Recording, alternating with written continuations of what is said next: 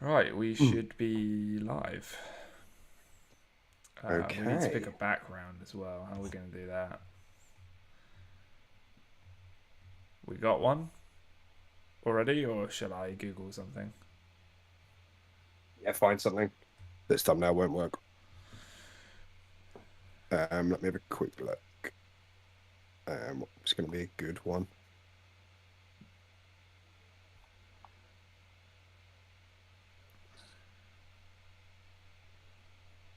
I mean, the big story really was about the publishers talking about the ActiBlizz deal, which is mental, by the way.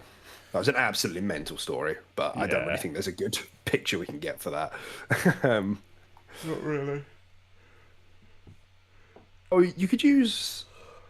Oh, hang on. I think I downloaded a pretty good picture that you can just use. Um,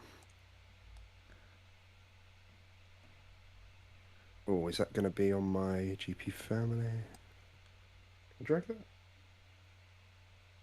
Yeah, use that. I'll send it to you on Discord. Okay. But the Games Pass the family Games Pass plan. Oh, okay. Oh, oops. It's always really confusing because I work. This is my work setup as well, and I have like a keyboard here. And so whenever we're doing this, I'm like tapping on this every week without fail. I type on this keyboard, and I'm like, it's not working, but I don't have it plugged in, Yeah. so I'm not using my work computer. I don't know why my brain hasn't hasn't learned yet. Because your brain's small. You got small brain. I've got small brain syndrome.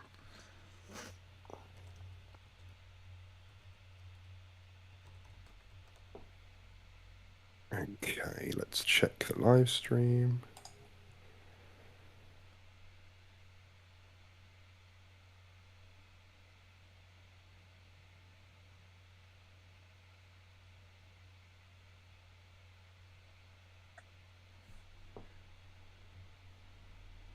Could be live, I think. Yeah, we should be. Yeah. I got a pop up on my phone saying we're live.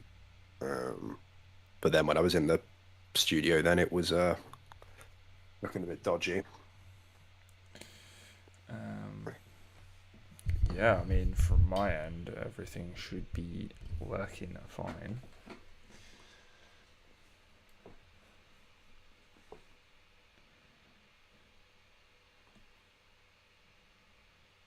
Got a message from Mike saying if he wants to play multiverses, he just WhatsApp me directly. Like he's only ever done that like twice. And he's desperate. Oh yeah, there we go. Yeah. Poor kid. Want to play multiverses in a bit. We'll talk about that in the intro today, actually, a bit multiverse.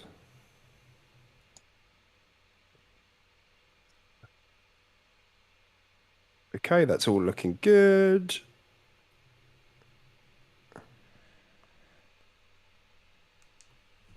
Awesome. That sounds good. Yeah, I'll try and pull the mic away from my laptop as much as possible to try and stop this it picking up the fan noise. Great. See if Do I you can... usually wear those headphones? No. They're very snazzy. Yeah, they're Tilly's. I forgot mine.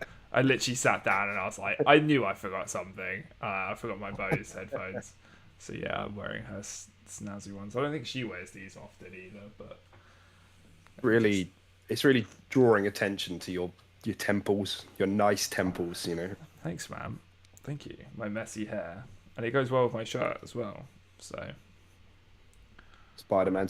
Show it. Come on. Let me see it. I got like a really Show it. cool. It's like The a crowd. full like comic book, like Spider-Man Whoa. versus Venom. It's cool, man. That is nice. That It's is like cool. it's like one of those. I went for it. It's like a different style. It's like a one of those oversized T-shirts. They like sell it as an What I'm doing over. at the moment. Yeah, they sell it as like an oversized T-shirt. So I've never really done that before, but it's pretty good. I think it's alright. Oversize is in fashion right now. Don't even worry Yeah, about it. yeah. It's got So yeah, nothing to do with me putting on weight. So yeah, I got this in a medium, but obviously it's oversized, so it's quite big. It's supposed to be baggy. And I got a Black Panther one as well, so that looks pretty cool. They're both pretty jazzy. Bombay. You Bombay. Yeah. Bombay. Fantastic rum, that is. Right, should we jingle and get started then? Oh yeah, I forgot. We do the jingles. Jingle. It's just such a good jingle, how can you not, really? Okay, we're jingling, dude. Excellent. Hello, everyone. Welcome to the Quick Resume podcast, episode 64. I hope you're all well on this wonderful Sunday, or if you're watching later, at any other day in the week, I hope you're doing well then as well. My name is Deck, and I'm joined by the evergreen, ever handsome... Evergreen? I'm Tim. Hello. I don't know what evergreen means, but okay.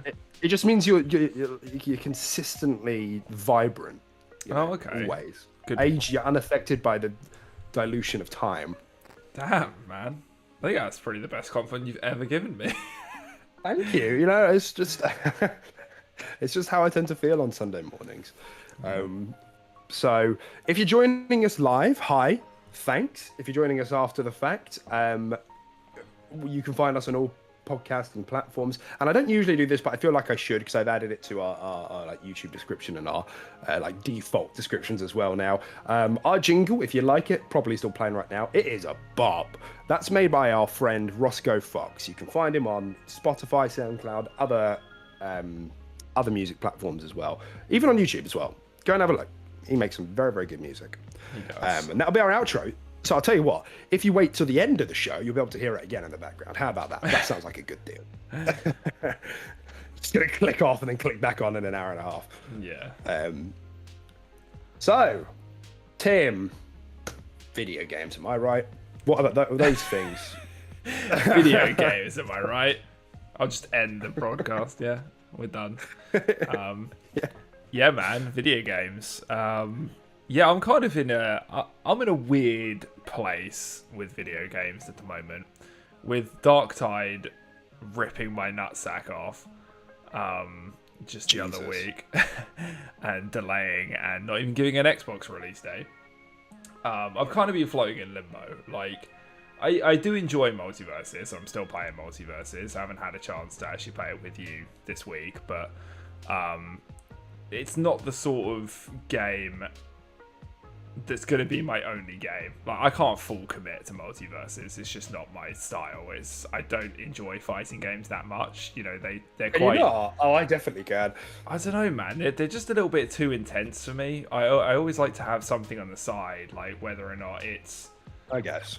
I don't know. And Multiverses is quite similar. It's quite samey. And you... Like, the battles just happen one after the other. You could literally play, like... Oh, God, I don't even know. But you could probably play... Like, matches last no more than a few minutes. Right?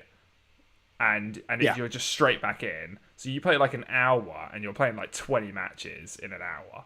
Like, that shit just starts to wear on you.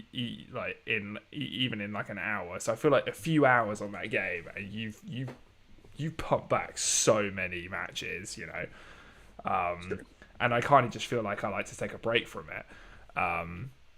So I've actually recently been booting up Tales of Arise, which I've recently I was playing back then. I talked about it on the podcast a little bit way back when, and I was literally just like, because I love that game, and I was like, why did I stop playing it? I just woke up one morning in bed and I was like, why did I stop playing that game? And I was like, fuck it, I'm going to play it. And I literally just played it in bed for like 2 hours. And then, just carried on playing it throughout the day. And I've probably done about 10 hours in like the last few days on it. Like, I've probably been blitzing it.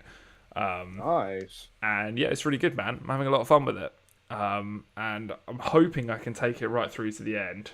It's hard to say with JRPGs because as much as I love them, and they're some of my favourite genre. They never fucking end. They just never fucking end. Yeah, they're very hard to complete. Even if the JRPG is fantastic, like Persona and stuff like that, like, Jesus, they're just so fucking long. It's like a marathon sometimes. So yeah, I've been playing that, and to be honest, that's about it. I've been playing Roguebook on my Switch, which is obviously like a Slay the Spire Roguebook. clone. I was searching for it the other day. I was like, Soul Book, Book of Souls, Oh, you and should I message couldn't me find it. because I think I was just like looking. I think it was on offer on the Switch store, and I'm not sure how long the offer was on for. So you might have missed it now. That's okay. I wasn't rushing out to buy it, but I was just having a look because I couldn't remember. I just had like a bit of time and I wanted to look. Yeah. It's That's fine.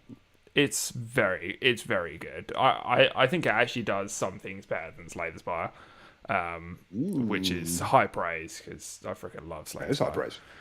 Yeah. Slay the Spire. Oh my god. Yeah, it's Oh my god.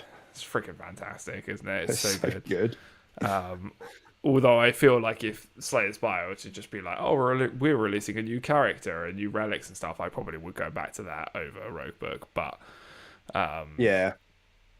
But yeah, it's so good, and yeah, those are basically the games I'm playing, along with Multiverses at the moment. And we kind of dipped our toes back into Apex as well because the new season is starting on Tuesday. Oh god. In all honesty, I wasn't vibing that hard with it. And neither was Caden, who we were playing with. He was just like, I thought we were kind of done with Apex for a little while and stuff like that. He wasn't really vibing that much with it. Yeah. And especially as I know, like, this new character coming out, who looks really cool, by the way, is like exactly my play style and what I do in Apex. But one of our mates is just like, nah, I'm claiming her, I'm maining her, and it's just like, what? And he's like, I'm never giving her to you. I'm just like, you don't even play these type of characters, and it's just that's a little bit triggering, to be honest. It's so funny. I love like gaming friend dynamics is so funny.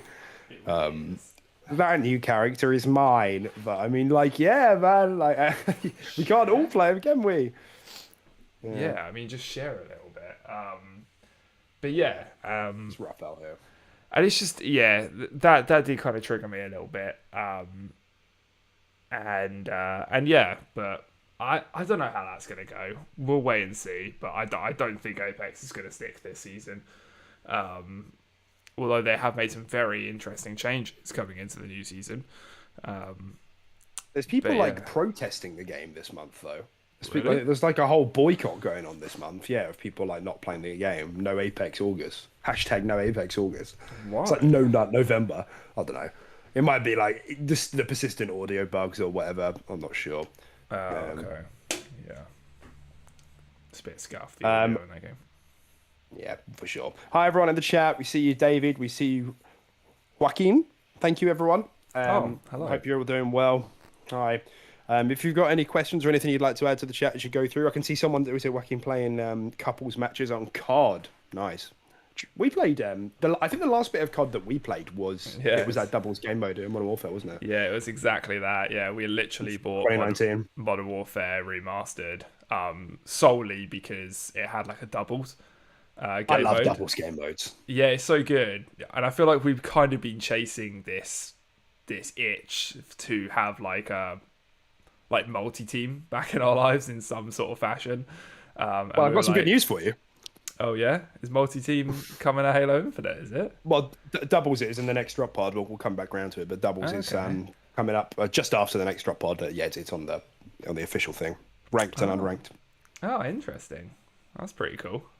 Which is nice. Yeah, That is actually really nice. Like, genuinely, I might come back and play that because I do enjoy a more slower pace sort of doubles style sometimes. I mean, not necessarily slower pace, but just like a doubles style is just it's just nice. It's just not so chaotic.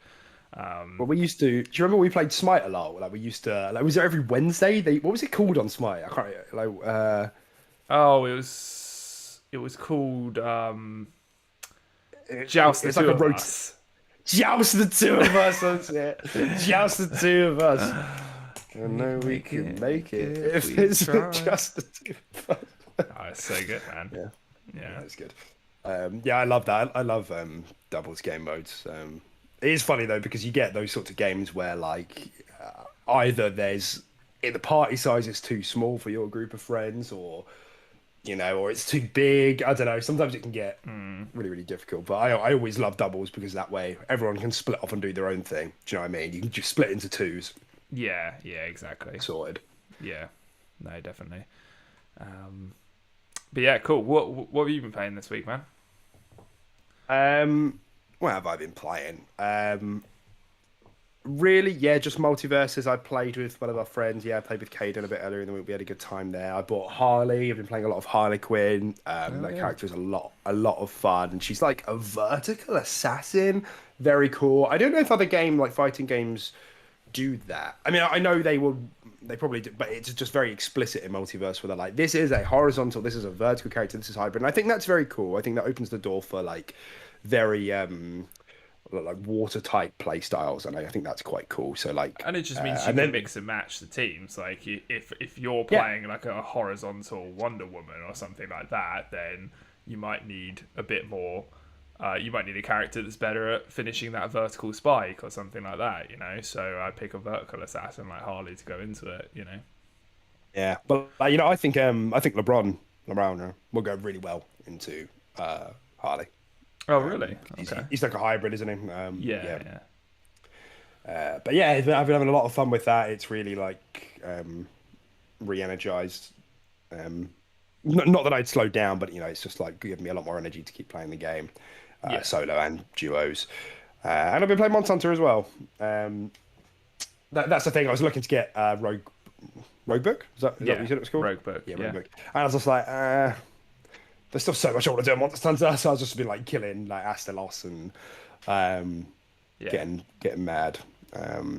Although it was kind of weird because I like went into an online lobby yesterday, and there were two people with like Japanese names, and they were really similar. And at the beginning, they were like cosplaying in the game. They were like role playing, and they would walk around together. They would like slow walk everywhere together. Oh yeah, they'd like slow walk everywhere. Walk.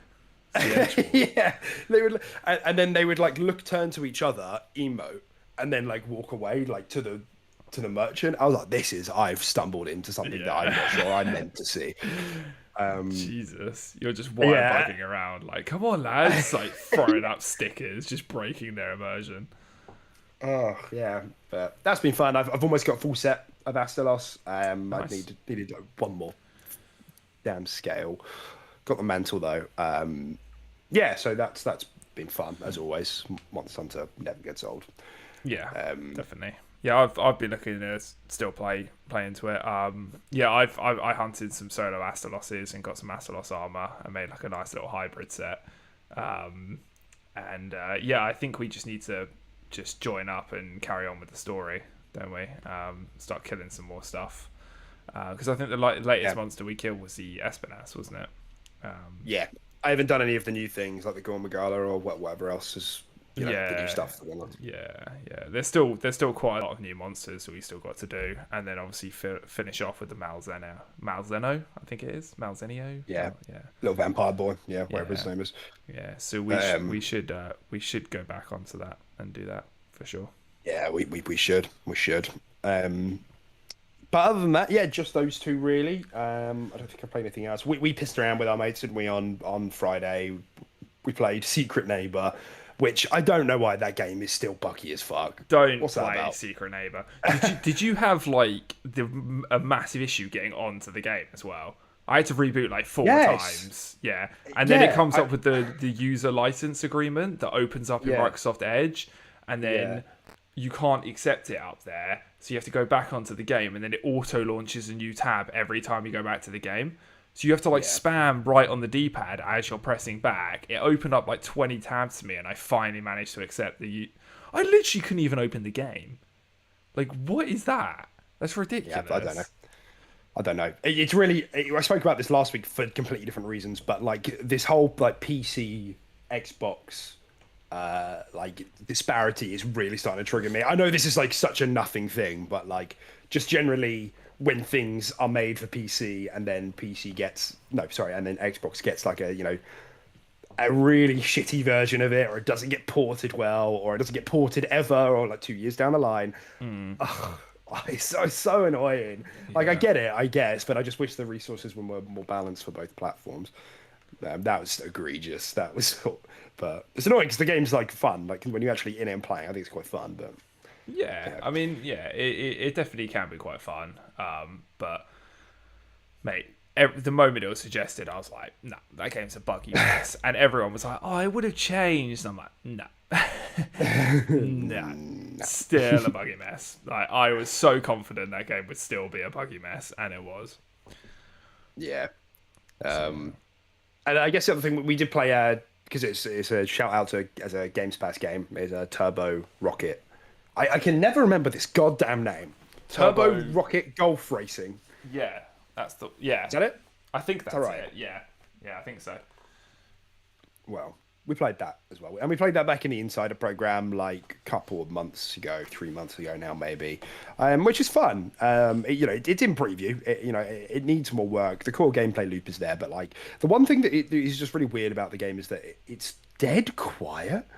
There's no music when you're playing it. You could definitely use a bit of music, or just like kind of more sound effects. The sound effects are just like really kind of just not really there either. It's definitely a little bit weird.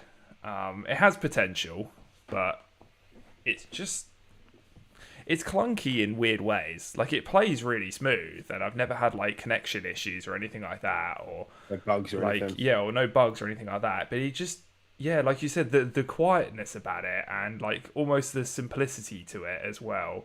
It's like I feel like it could be more complex, and like maybe they're just going for that skeleton right now, and then they're gonna add loads of wacky shit in later. But well, they've got a load of do you remember when we played the Insiders thing, there are like cores you can unlock which like modify your car or the ball or whatever. Some of them are silly, some of them are actually useful. Most of them are useful, some of them are silly.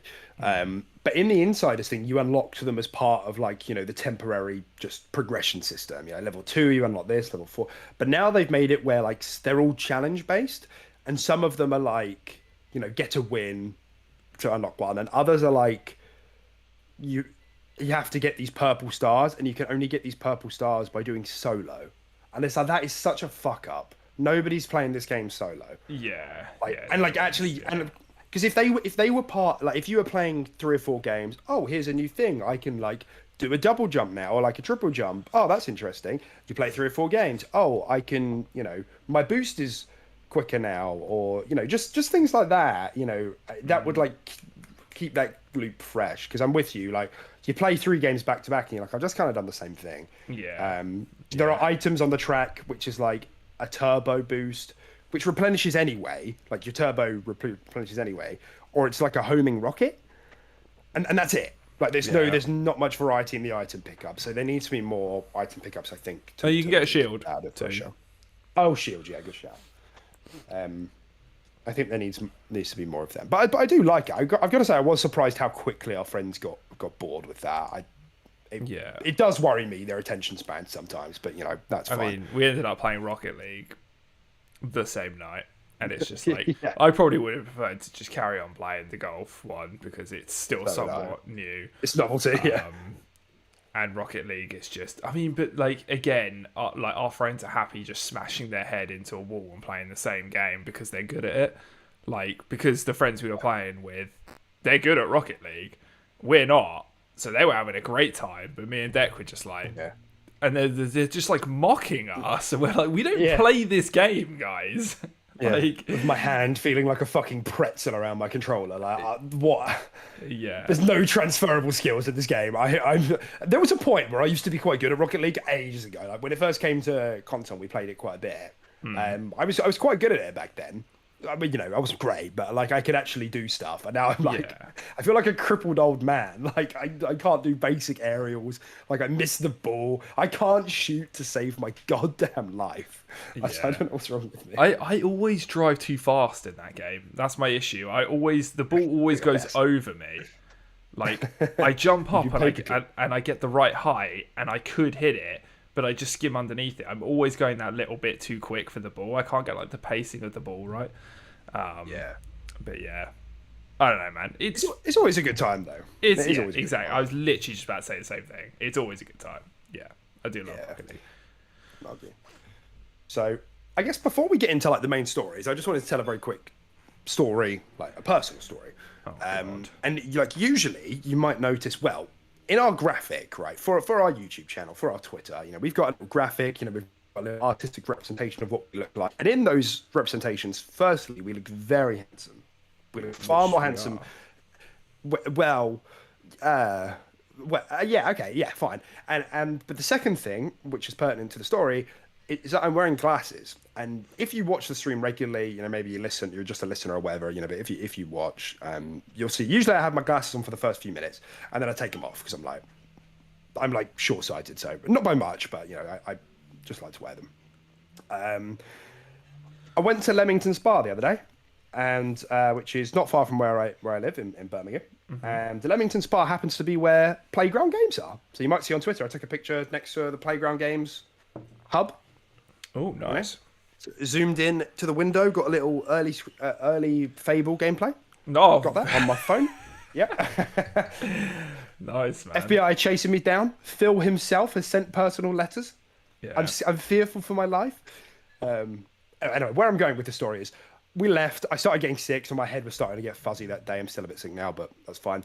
And when driving on the motorway, people are flashing me. Why are they flashing me?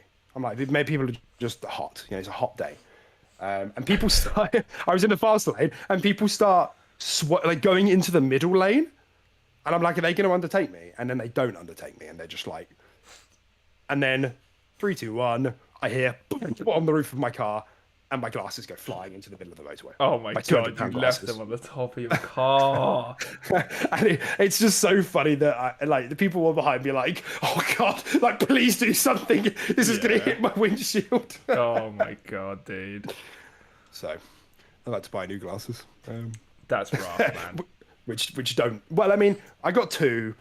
One of them's in a similar style to my previous one, but one of them's not. But yeah, it's pretty rough. Oh, we've all done it. I've left stuff on top of my car and driven away. So embarrassing. So embarrassing. I've done it with a full travel mug of coffee. When I was going into the office one morning, and I literally just pulled out my driveway and heard it and I was like, just walked outside and I was like, my coffee. I was like, I need this to start my day, and it's all over my driveway. Yeah, we've all done it. On the floor, yeah, lips to the ground, like that scene if Limitless. Yeah. Bradley Cooper's sucking the blood off the floor. Yeah, spillage is lickage, dude. Gotta hoover it up. This could be a nice segue actually, because we've got a question here from Joaquin. You guys see what's happening over at Warner Brothers? Films cancelled, layoffs, legit hemorrhaging cash. I bet my plums that Zaslav, the new CEO, dumps that gaming division. Have you been seeing what's going on with Warner Brothers? It has been a bit wacky. I haven't. I have heard rumblings, but no, I haven't looked into it extensively. Well, the first big thing was Batgirl getting cancelled. Yes, I did hear that. I did hear that. Yeah, the finished film. just no, not happening. That's ridiculous. I wonder if he'll get a Snyder cut sort of situation where it'll get released in some form. The director will be what do they call it when you get funded publicly? Kickstarter. That's it. I wonder if he'll get enough money on a Kickstarter to release the movie or something. It's just so weird. What did they create that's scaring them that much? Does it breathe? Is it sentient? Probably too many ass shots, dude. Yeah, they're probably this movie's actually crazy sexist. Yeah, it's just this is too horny. There's too much lycra in this. Yeah, what have we done? Yeah, loads of layoffs, and then I think unrelated.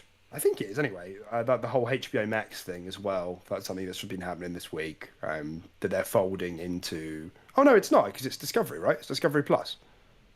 I hope I've got that right. HBO Max are folding into Discovery Plus, and obviously Warner Bros is Warner Bros Discovery because of the merger. And Discovery Plus is their new streaming service. You'll have to correct me, Joaquin, if I'm wrong there, but I think that's right. Which people are really upset about because HBO Max is known for being quite a premier streaming service. We don't have it here in the UK, but I've cheesed it with VPN. You okay? Did you not? Did my mic pick that up? I heard something. It's just like the most mental, like the loudest car ever just went down the street. My God, I actually thought like a plane was landing. in your ear. Yeah, that was crazy. I completely forgot what I was saying. We were talking about. You said you cheesed HBO Max. Oh with a yeah, VPN. yeah. I cheesed it with a VPN once. Hypothetically, to watch. Hypothetically, you did that hypothetically. Hypothetically. Yeah, hypothetically. To hypothetically watched Dune on release date. Hypothetically. Yeah. And it was hypothetically a pretty good movie. yeah, of course. If you were to do that, you would have thought it was a good movie. Yeah. Yeah, thanks for the correction there, Joaquin. Yeah, renaming the streaming service to something that encompasses both HBO Max and Discovery Plus. Okay, so it's getting a new name entirely. Oh, okay. So yeah, I mean, no, there has been a lot of weird stuff. Yeah, Warner Brothers is weird, and obviously it has generated the question a little bit of like what's going to happen to the Warner Brothers like gaming division. You know, people are. It's a bit worrying because if they are, I have to imagine that if there's a new CEO there and they're hemorrhaging cash this much and they're looking at like, right, what do we do? The gaming division's probably the first to go. You think about what Warner Brothers teams have been putting out. Not that much. Like, I mean, they have Mortal Kombat. Yeah, they do. Yeah. NetherRealm is probably the only like consistent. And Injustice and all those. They're all big. They're quite big in their fighting. But Injustice. Yeah, that's what I mean. Yeah. NetherRealm is probably the only consistent studio they have that makes a lot of money. The other thing being like Rockstar, which is like everybody's like, this is a great studio, but like when they make the next generation is born. Yeah, exactly. Before their next game comes along. I need to remind myself of who else. I think Telltale game, Traveler's Tales. So the Lego games. Yeah, fair enough. I guess they make pretty. Especially the most recent one. Gosh. Yeah, they do. Yeah, but I mean. Yeah, I mean, it's kind of one of those things where if they are hemorrhaging cash and they are looking to secure some deals, I wouldn't be surprised if, PlayStation or Xbox are looking to potentially buy up NetherRealm or do something like that. Well, I think there are rumours of that in the past, even at like full price, let alone when it's in the bargain bucket. There have been, and this is a bit worrying to me because like this is bad timing. Like if I'm Phil, I'm putting my head in my hands, because of the Activision Blizzard deal still going through. I'd be saying that I can't believe this is happening now because they're not touching other acquisitions while this is happening, especially with antitrust. All the FTC regulation and everything. So I would absolutely not be surprised if PlayStation are looking at this for one of their final big buys because they're also supposedly looking at the Japanese studios at Square Enix. Yes, yeah, they are. So yeah, we'll have to wait and see. But I reckon people are looking at this. I reckon these are conversations that are going on. Yeah, definitely, and it's a good buy as well because PlayStation for a while now I guess they've been more seen as a fighting game console. Even though I feel like fighting games were started and made it big on Xbox in the first place, but to buy up and like get NetherRealm and maybe get those games fully exclusive would just solidify them as the fighting game platform, and Xbox doesn't really have an answer to that, like a response to that at all, apart from Killer Instinct, which nobody wants to take. But... God rest their soul. It's supposedly it's not dead, but who knows? It's a long way away if it's not. Yeah. All right, I think we should probably get into the news because this is a good segue actually. With talking about WB. So, I guess I just want to ask you quickly, Tim, if you heard about this, I'm more than happy to give you the lowdown. But did you hear about what happened, which was essentially all the big publishers, including Sony, giving their thoughts on the ActiBlizz acquisition? Yes, yeah, I have heard of this. Just sort of them basically just doing the rounds. Because doesn't it have to like be passed through like them or like countries or something first. I don't know. That's right. It's got to go through. Do you know what? I don't know what it is. Like which countries are selected for this.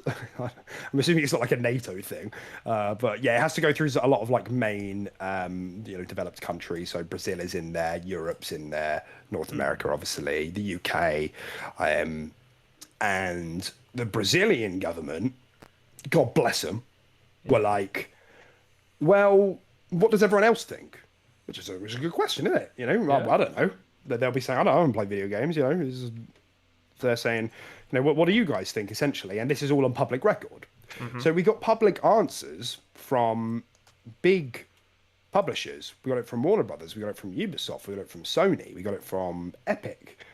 And the long and short of it is that everyone was pretty much okay with it. Everyone was like, yeah, COD kind of has rivals and competitors. Yeah. It's big, obviously, but it has competitors, and it will probably be a bit disruptive, but it'll be okay.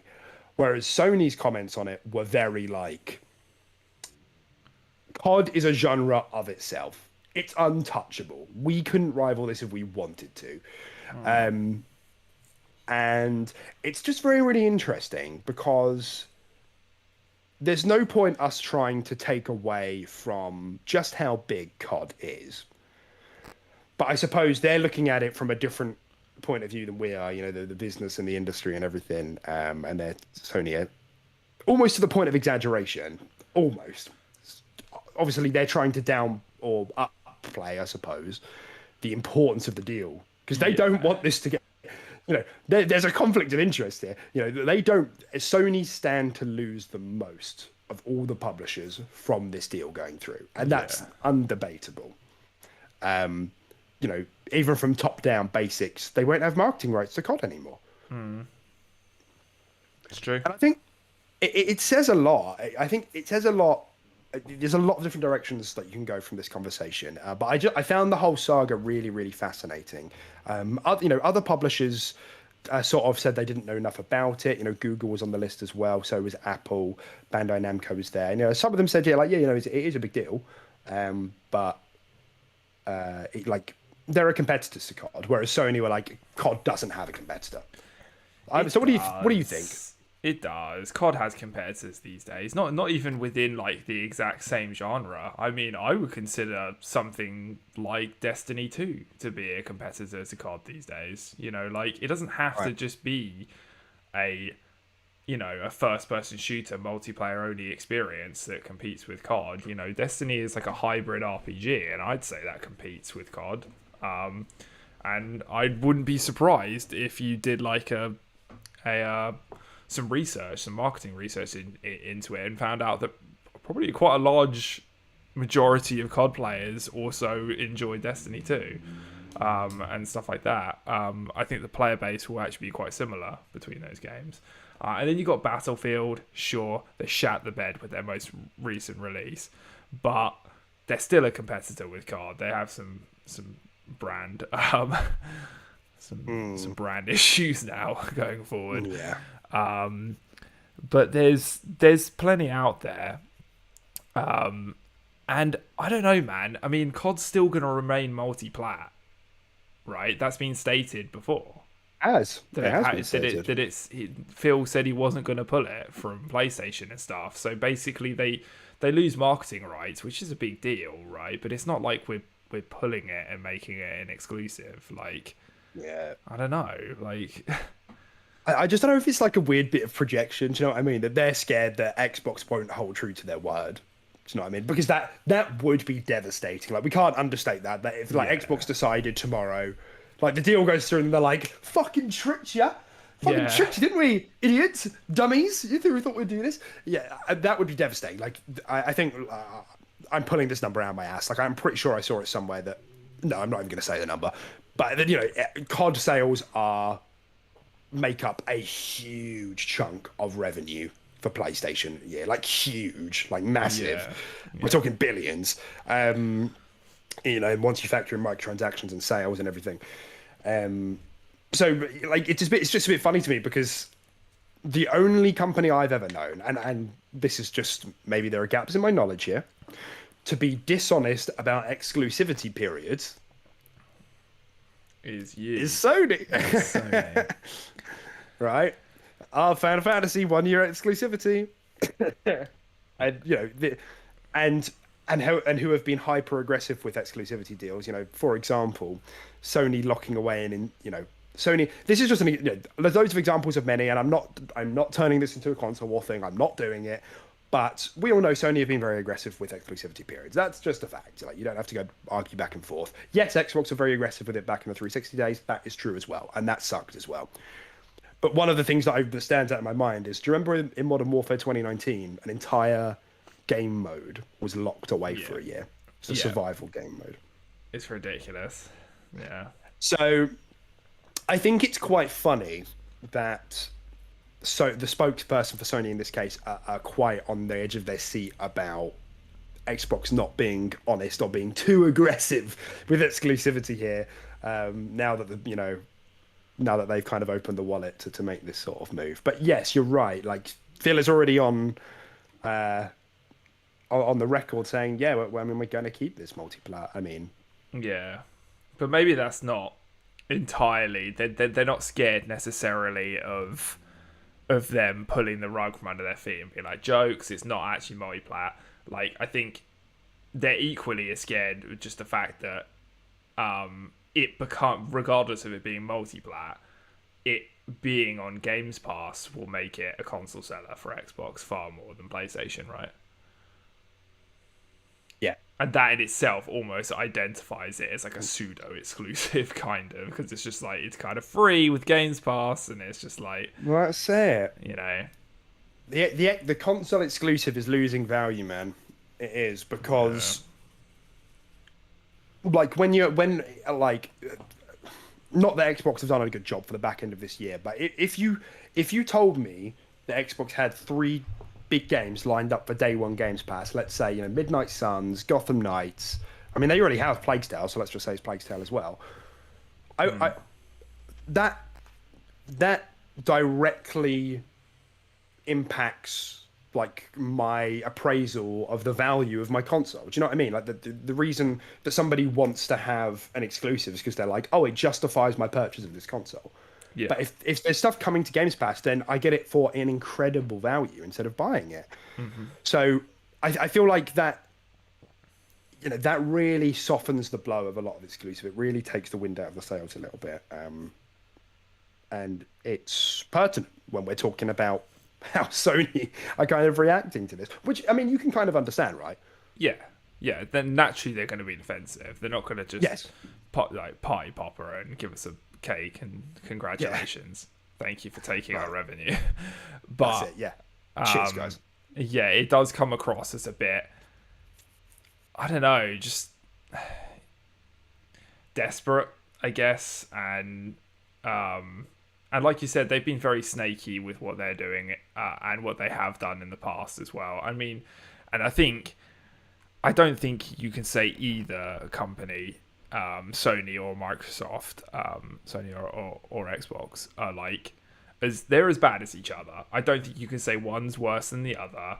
We've, like you said, in the 360 days we've done it, and then PlayStation have been doing it for quite some time now with a lot of timed exclusivity on their consoles. We're on equal ground here. We bought the studio. We're trying to buy the studio. We had the resources to do it. It's kind of, I don't know. I don't see an issue with it personally. But yeah, it's just business, and I really hate that. I really hate that phrase. Like, I think that's a really lame way to justify shitty behavior.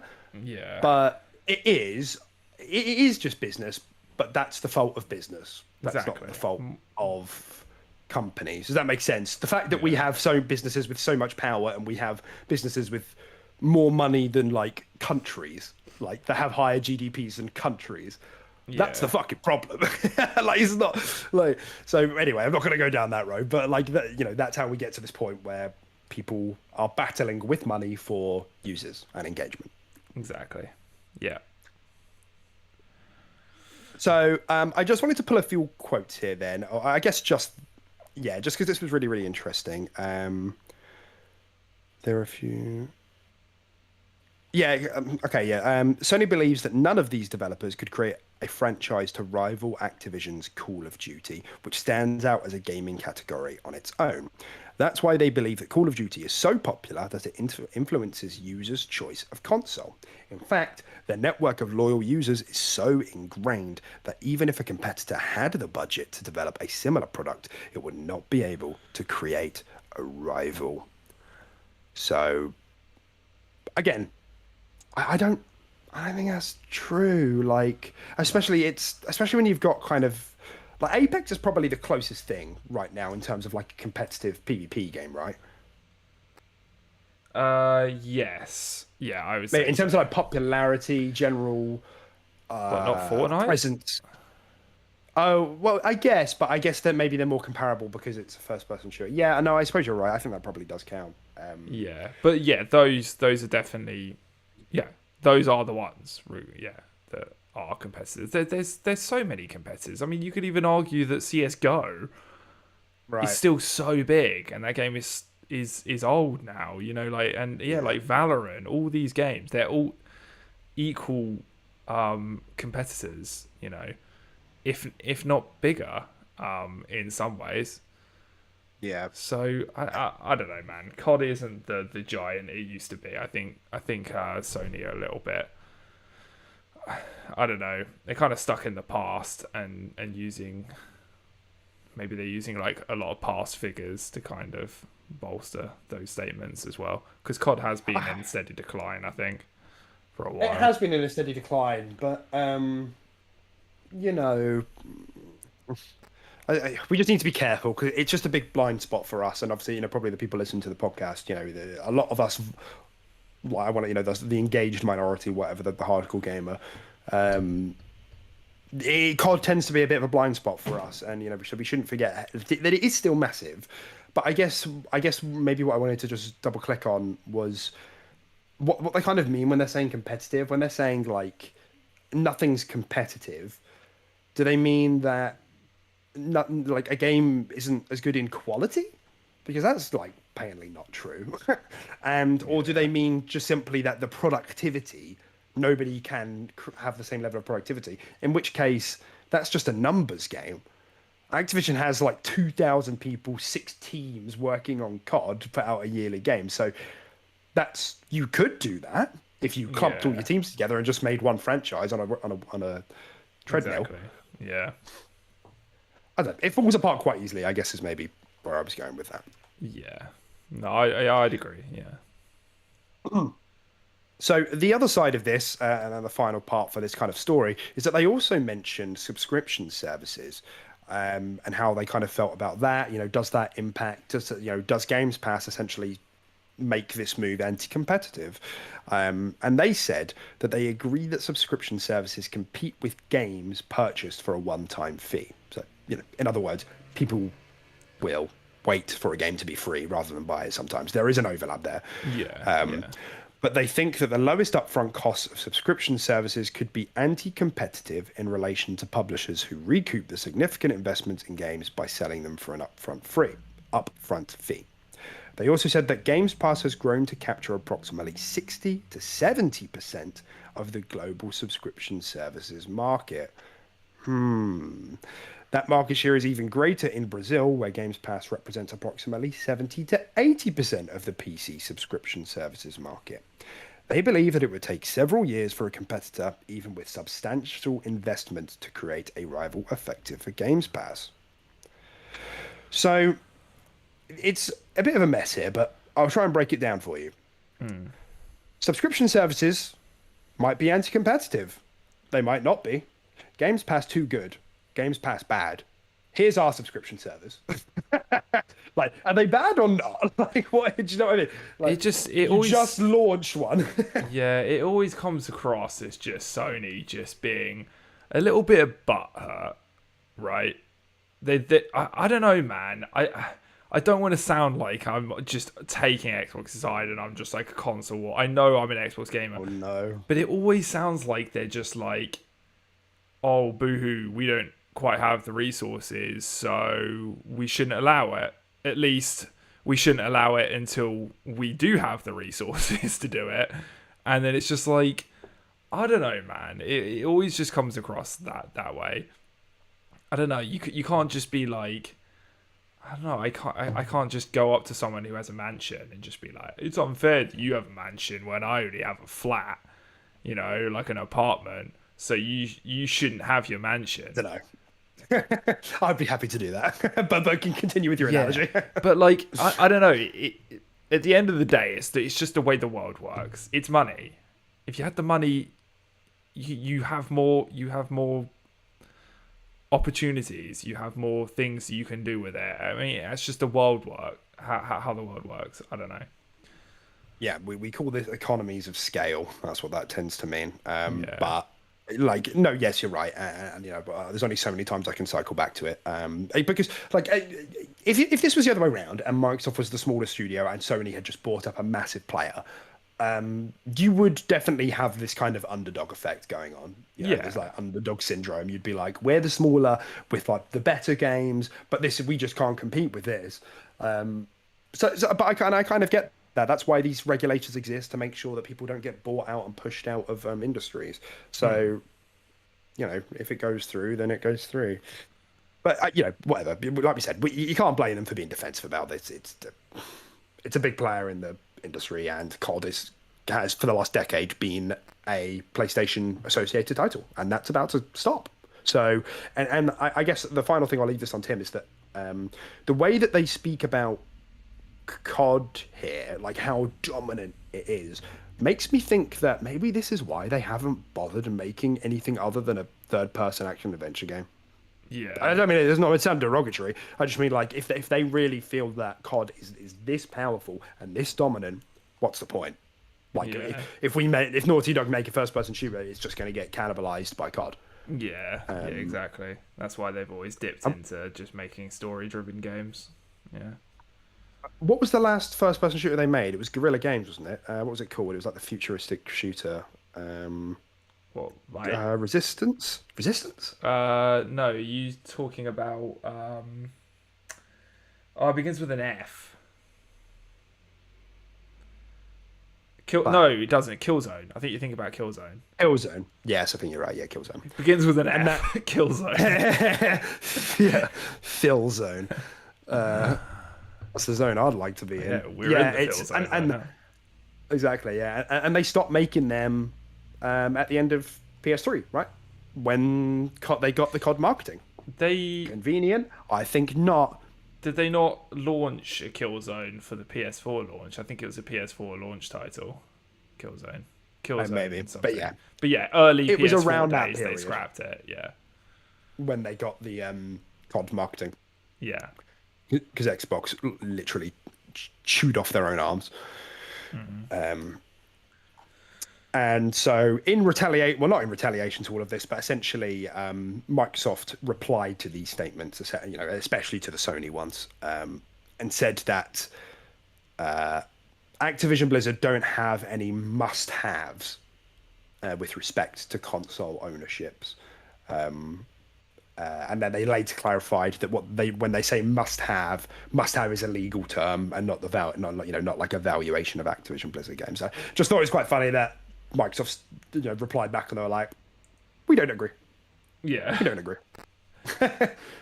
Like, yeah, like obviously, like, they're about to buy. Nah, they're nothing. It's just so funny that Sony are like, oh, we couldn't possibly, like, they're so big, but Xbox are like, oh, this is, it's just whatever. Yeah, they're fine. They're fine, I guess. Yeah. Push it through.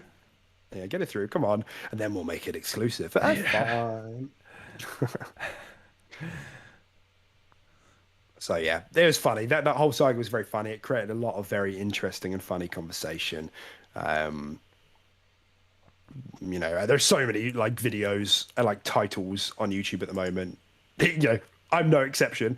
PlayStation is scared of Xbox. Yeah.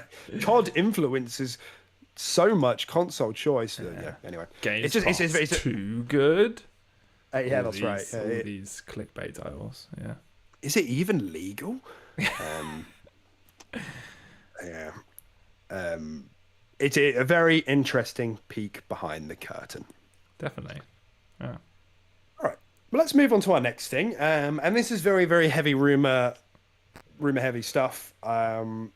Comes from a Spanish insider who we've mentioned on the show before, Ecstasis. Again, kind of mixed record, but apparently has a corroborated source that there will be a new Elite controller revision. He's called it a version 3, and it will be tied to a major release in 2023. Jez Corden from Windows Central, from the Xbox 2 podcast, stepped in as the knight in shining armor that he is, and said you might see a new Elite controller before then. Ooh. Fuego. What would you like?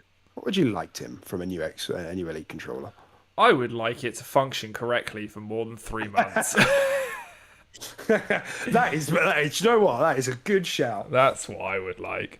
I would like my £150 controller to function for at least half a year without deteriorating in my hands. My bumper started going, actually, again, for the 3rd time. So this, I'll be on my 4th controller. I don't even know if my insurance is still valid, actually. I need to check. Yeah. And it's not like we're bumper abusers. It's not like we just sit there just pressing it 5 million times a day. No. We just use it like any other console player would.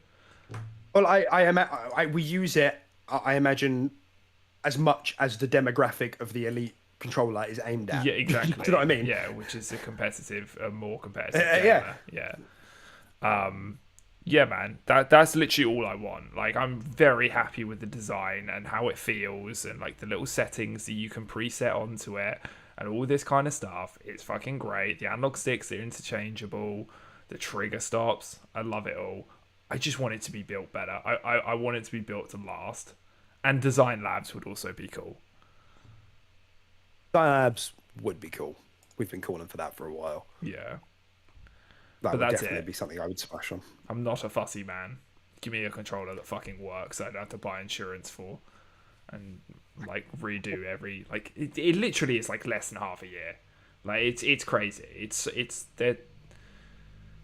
so hard. It's so annoying because when it's working in that 6-month period, it is the best controller I've ever used, and it's not even close. Yeah, it's great. Yeah. But then it just stops working, and it's like, this is fucking stupid. And every time it's happened, it's been the exact same problem. My left bumper just becomes unresponsive, and I have to press it really hard to get it to work. And I can't believe it's the same problem every time. Mm-hmm. Stupid. It's very, very stupid. We'll see. Just an up in build quality. We've had the conversation about like DualSense triggers, or I think Sony actually recently patented a mechanic for like haptic feedback in an analog stick. You know, that patents don't necessarily go anywhere, but I thought that was an interesting idea. Might be a bit annoying. Yeah, it could be kind of cool if you're like walking through like fucking like mud or something like that, or like sand. You know, it becomes hard. It becomes harder to push the stick as well. Like you're actually like, yeah, man, that could be kind of cool. Yeah, definitely. Yeah, and honestly, I think it's something that I think Xbox has stagnated on for a while. I think they've nailed the ergonomics of the Xbox One controller, essentially. That's perfect. But I think they need to think about innovating it a little bit, which I'm sure they are. But I'd like to see something like that. Yeah. Yeah, definitely. Next up, Tim. Microsoft gives the Xbox... No, sorry, I'll start again. Microsoft gives Xbox Series S devs more memory to improve graphics performance. Hey, let's go. Yeah, only a little bit. It isn't specified exactly how much, but to quote, hundreds of additional megabytes of memory are now available to Xbox Series S developers. We could be talking like 400, 500 megabytes. It's obviously not going to be that much because it's a Series S, but there have been a few cases of the Series S not being able to hit its kind of its marketing thing. They've essentially it's marketed as a 1080 60 frames box, and there are some games, demanding games albeit, that can't hit 60 and only do 1080 30. And maybe some devs have been like, look, if you gave us just a little bit extra wiggle room on the CPU, we could make that work. Yeah. Yeah, definitely. So, I mean, that's probably exactly what's happened, right? Especially if it's something that they need to, it's like a marketing statement, like you said. The console is marketed to do this, so you kind of need to try and hit those, right? Otherwise, I don't know, potential lawsuit on your hands. I don't know. You can't like falsely advertise a product like that. So, but it just increases the value even more for a Series S as well. To be honest, it just makes it just that little bit more powerful, and the devs can work with it a bit better, which is cool. without a doubt, and we've seen this happen before. It happened with the Xbox One back in the day.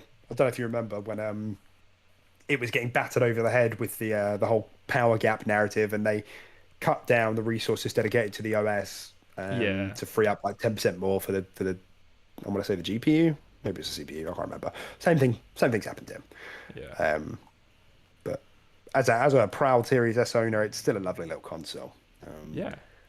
But there are definitely some games where I'm like, I will like hop between rooms, and I'm like, I don't want to play this because I can't play it in 60 frames. I don't mind that it's not 4K, but it's not in 60 frames, and I will not. Like Cyberpunk, that couldn't get to 60 frames on the Series S, and I just wouldn't play it for that reason. Yeah, that's fair enough. Yeah, absolutely. Games Pass additions for this month, Tim. We've got Cooking Simulator. If you think you're done with simulators, you think you've already power washed all the gardens you can, you think you've already mowed all the lawns that you can. No, now you can cook too on your Xbox Series S in Games Pass. God, you couldn't have said that with like more of just. It's like you didn't have a scramble in your body.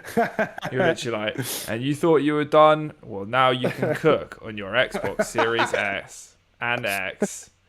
Coming out now. Cut your peppers while you can. It's like it's so dead inside. God. Also, Ghost Recon Wildlands, probably the last good Tom Clancy's game, right?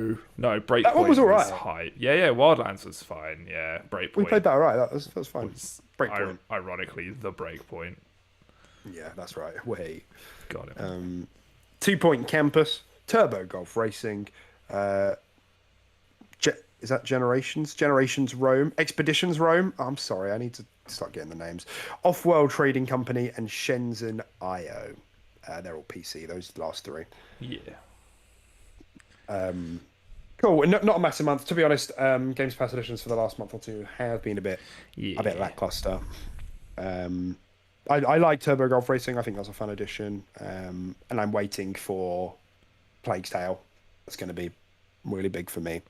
And obviously Persona later in the year as well. Plague's Tale is October, right? I can never remember. Ow.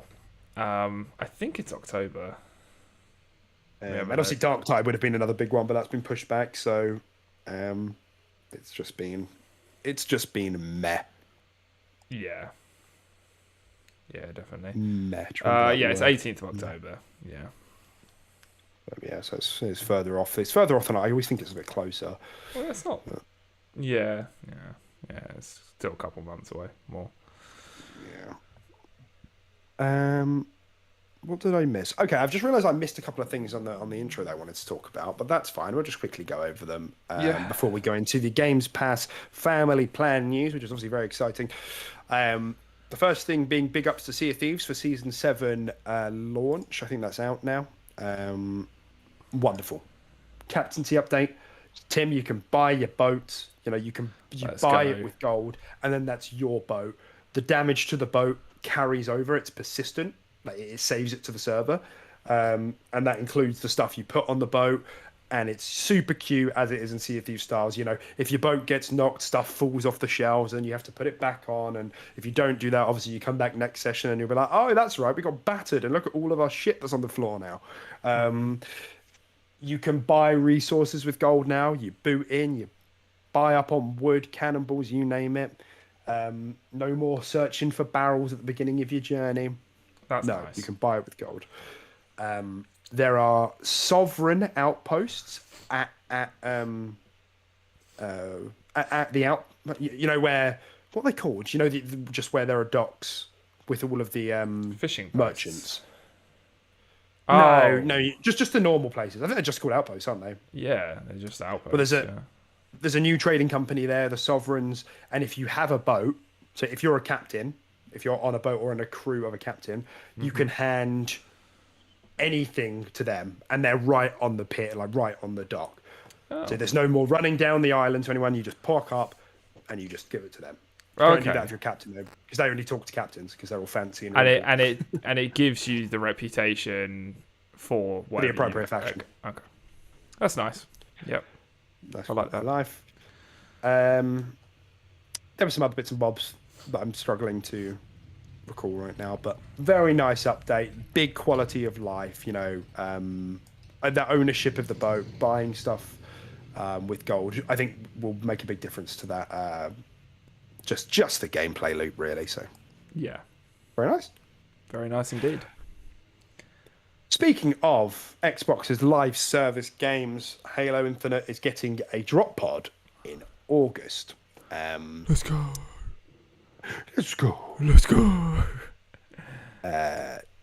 Just a little one, as they are. I don't know when it is in August. I don't think they've given a date yet, but essentially the highlight here is team doubles coming very, very shortly after the drop pod to ranked and social, and visor cross core. It's the first piece of cross core armor that they're doing.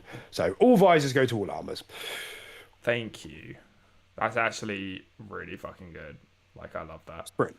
That's nice. I remember saying that right on like launch of Halo Infinite. Yeah. They have to do it piece by piece, and obviously visor has got to be the easiest one to do, but that will be coming this month. And I think they also said, they mentioned something about helmets. They said they're opening up helmet attachments on different helmets as well. Oh, okay. All right, nice. So that's kind of like halfway there. So yeah, helmet attachments for you, Omer. There's a little camera, a little GoPro on your head. Oh, I love it. Your cat ears, you can stick that on other cores now, presumably. Let's go. You get it on your rack chassis. So it's a nice start towards the cross core stuff. I understand why people want this. I'm not like crazy about this. I don't know. This has never bothered me that much, but I understand why people would want it. I'm quite passionate about it, but only in terms of colours and visors, that sort of stuff. Like, I don't need like attachments or like actual pieces of armor to be cross core or something like that. Just let me have any colour on. Like, it's just a colour. Just let me have that colour palette and put it on whatever core I want. Yeah, exactly. Yeah, and that's fair, that visor colour. Let me just put that on any core. Like, that's it. Like that was my main gripe with the system. More so than anything else, deeper. But yeah.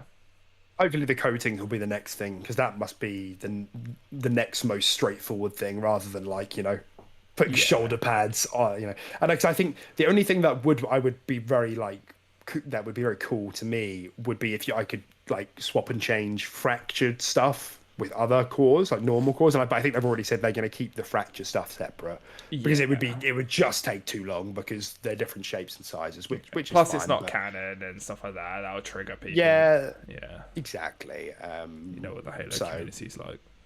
I know, yeah, mate. Oh my god, one of the things that happened before this drop pod got announced was I got blocked by a few people. What can I say? I got us blocked. Sorry, mate. Come on, man. We got a reputation to uphold. Oh yeah, well I'll explain it once we get to the end of the drop pod. But the next thing is the region. There's been groundwork put in place for region select. Some people are mental about this. They really want to be able to go into other regions, presumably that aren't our own. Maybe I'm like ignorant to this. Maybe there are reasons that people maybe in less popular countries would need this to connect to different regions at maybe low population times. I don't know. Good, I guess. You know, I suppose this has got to be helpful for someone, or they wouldn't be doing it. You can see your challenges in game. Oh, nice. That's cool. Not bad. No game. What is it with this feature? No game starts with this feature. Games should start with this feature. Yeah. No game ever does. It always comes like a year later. Yeah, I don't know why it's always a stepping stone. Yeah, it's just like people clearly want it and like it, so just put it in from the start. Yeah. Yeah. I can barely remember what I ate for lunch. Like, don't make me remember challenges like going into games, you know? Yeah. It's too much. But that's pretty much it. And that's what drop pods are, just small little updates, but that's what's coming in August. And then like season 3 is due to start in November. Forge flighting is due to start in September, I think. Co-op will be out this month. Is season 3 going to be a 3-month season? They haven't said yet. God. I assume they've always said that that's the goal. Yeah. That's where they want to be. But they're still staffing up. There have been lots of leaks about the new gun, the bandit rifle that's like a power weapon DMR. There's been stuff about new equipment. One of them was like a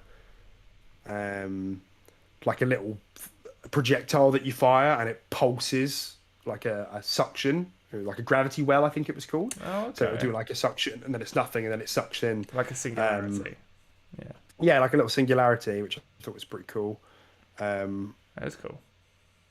I think there was another thing similar to that. Maybe one. I wonder if you. I think it was the same vehicles with that. That'd be kind of. Yeah, cool. you could. For the clip that I saw, you could. Yeah. Oh, nice.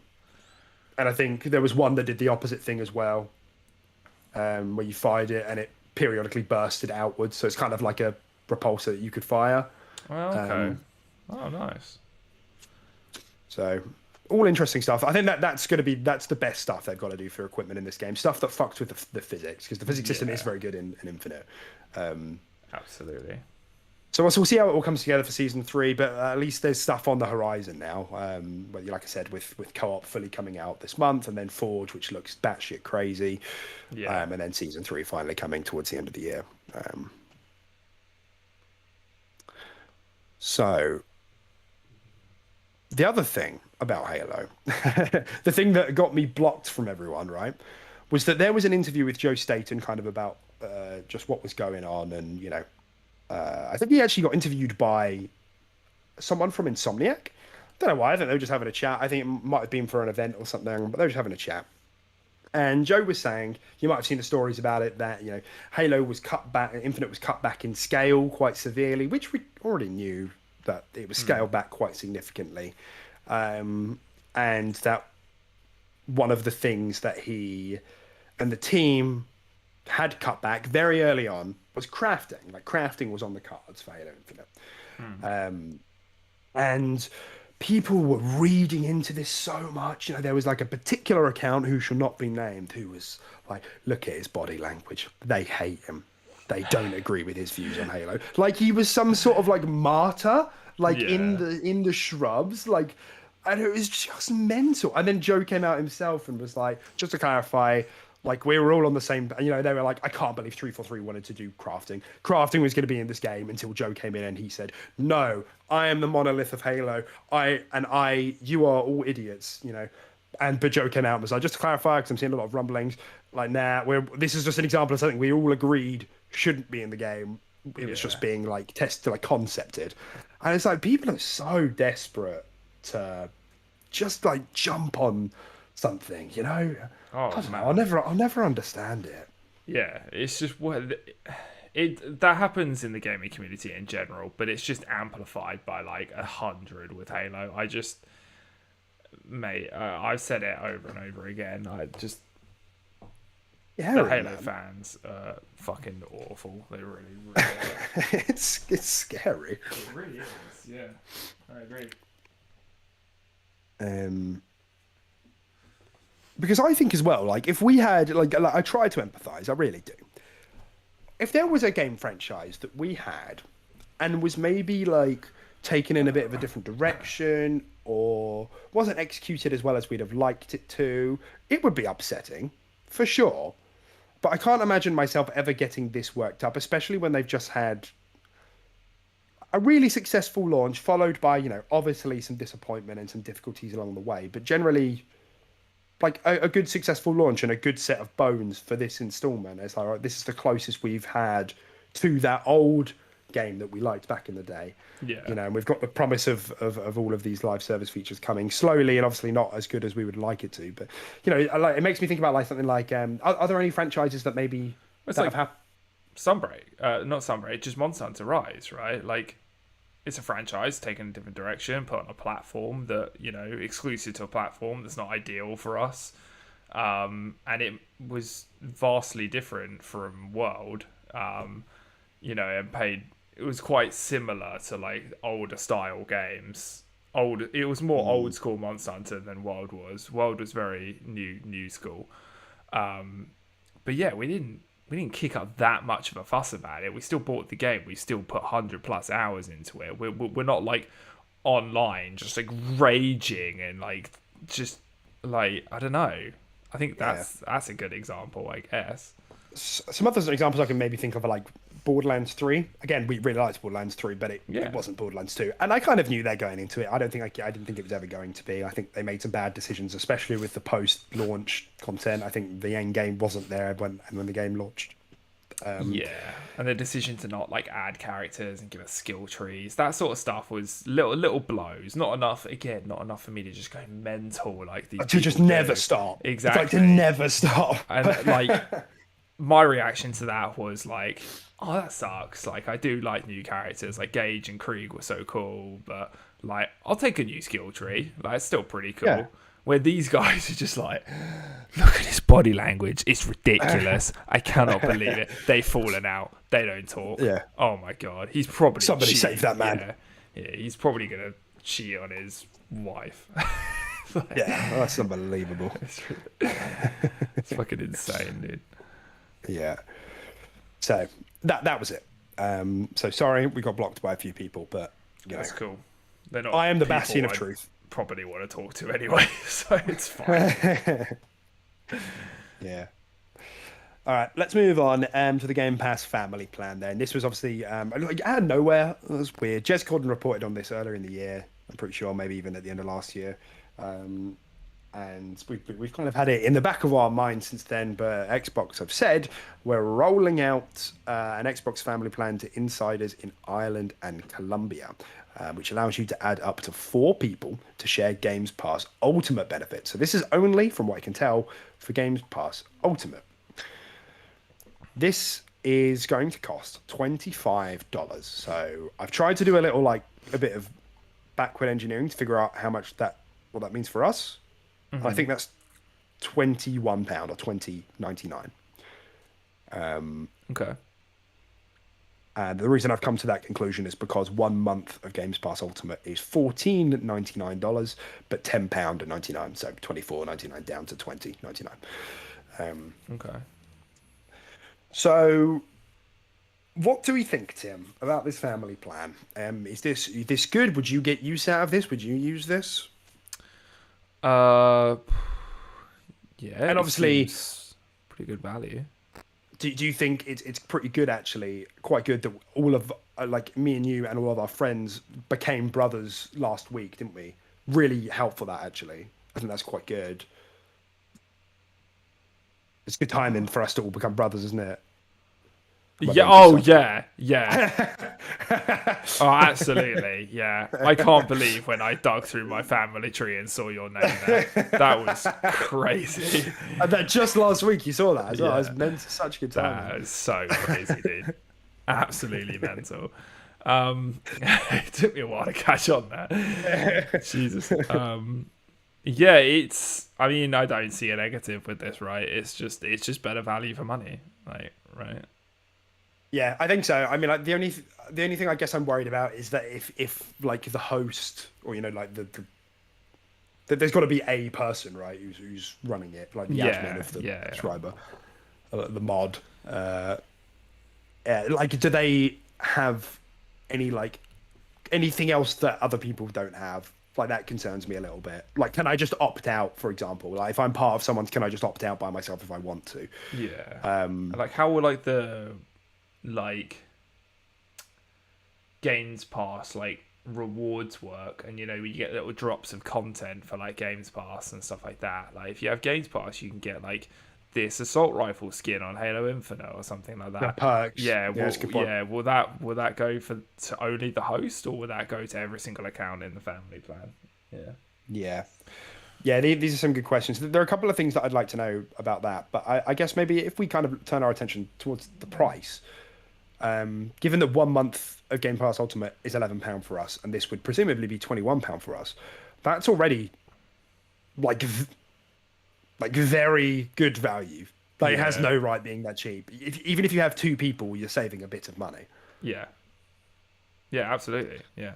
The value's crazy. 3 people, 4 people, 5 people, that's, if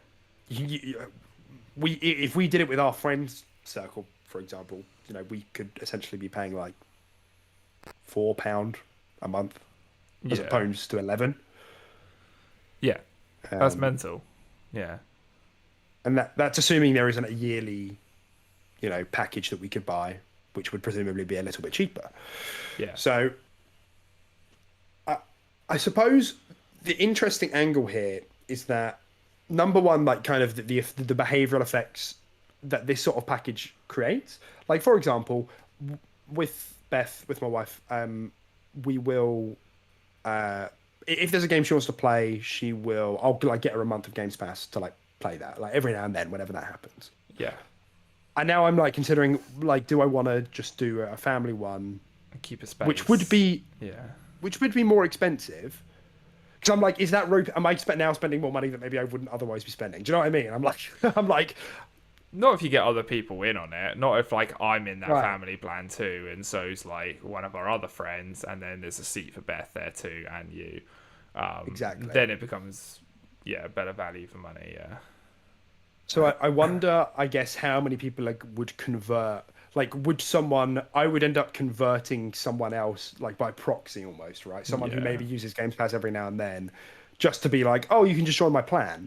And as a result, Xbox actually get more profit out of that. That's pretty interesting. They get more passive income, yeah, definitely. And then the other side of this is the whole game sharing thing, right? That's been like a weird thing, isn't it, this gen, where it's just, it started happening and everyone...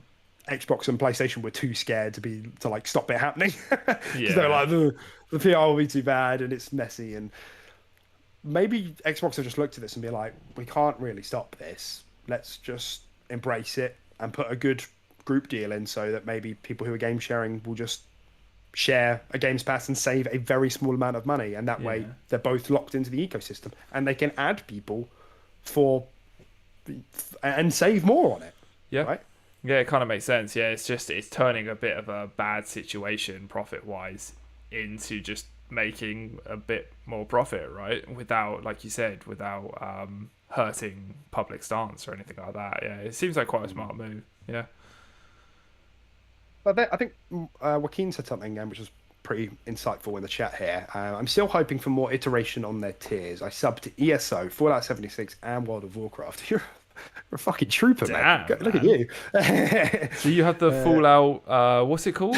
the Fallout pass, the annual pass they do. Yeah, I know the one you're talking about, but yeah. So expensive, that. That's like, I thought that was like 70, 80 quid or something. Gotta get your Fallout fixed, dude. That's crazy. Not to mention, I buy almost all of Xbox Studios DLC and Battle Passes. I'd like a tier that encompasses all of that. I think that's a really good point, actually. Like a hyper premium, like Xbox Diamond Games Pass Diamond. Yeah. And you get... I don't know if they'd ever do that, though. You get like EA access, and you get like the Ubisoft one and all that sort of stuff. Is that what you're talking about? Just have it. Oh, and you talk about like in-game seasonal stuff, like tied into like an overall subscription. Yeah, that'd be interesting. it depends what we're talking about, because if we're talking about, let's pretend that DLCs aren't part of this, because I think that's quite a hard sell. But let's say it's all first party battle passes and all first party subscription services as part of Games Pass. Yeah. So like, yeah, ESO, Fallout 76, World of Warcraft would be now as well. Blew my mind. Yeah. Like Halo battle passes, and let's say, I don't know, like 40 quid a month. It would have to be a lot. Right? Yeah, it would have to be a lot for that. Yeah. Because I mean, the entire point in Games Pass is really to have this flat subscription fee and then upsell for things like that, right? When you're on the game. So if you want to tie that into the subscription fee for Games Pass itself, yeah, you're gonna have to bump it up to, you know, match the upsell that they're going for when people subscribe to Games Pass. Yeah. I think that's a really interesting point. I mean, we have spoken about like what we think about kind of iterations, you know, different tiers. Like I like, but I don't like how PlayStation have done it. I like kind of the simplicity. Maybe simplicity isn't the right word.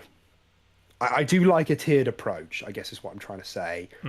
Although I think the way they've done it has made it quite confusing. You know, if you can listen back to me last week getting fucking like absolutely twisted, like trying to. I mean, you still couldn't right now. it. Tell me the tiers.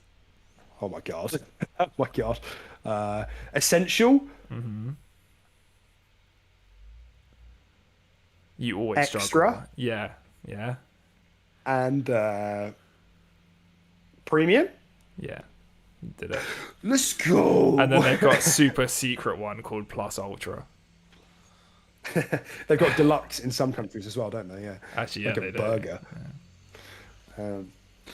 I think there is room for that, Joaquin. I think that's a really, really interesting point. I think there probably is something you could do there. I mean, yeah, like you've said, you would pay $40 a month.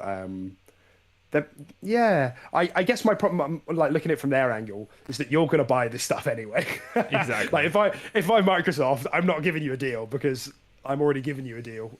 Well, that's what I was saying. That it has to kind of equal the upsell, because Games Pass is upsell, right? You buy Games Pass to go on the games, and then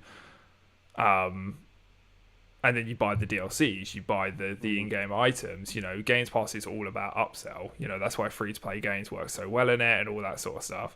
Not free-to-play games. What am I saying? That doesn't make sense. But like, it's all about upsell. That's why they never put DLCs in it. So it would have to be a subscription fee that saves you a small amount of money. It won't be astronomical, like by any means. Otherwise, they just lose it out. Because, like you said, you're buying the stuff anyway, so they don't need to convert you. It's a really interesting thought, because it would only appeal to such a small amount of people who loved all of Xbox's games just inherently, right? Like regardless of what they put out, I'm playing that.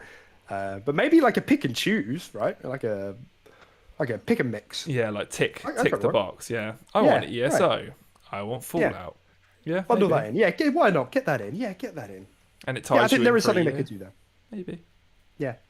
I think there is something that could be done there for sure. But this is a wonderful step in the right direction, I think, with the family plan.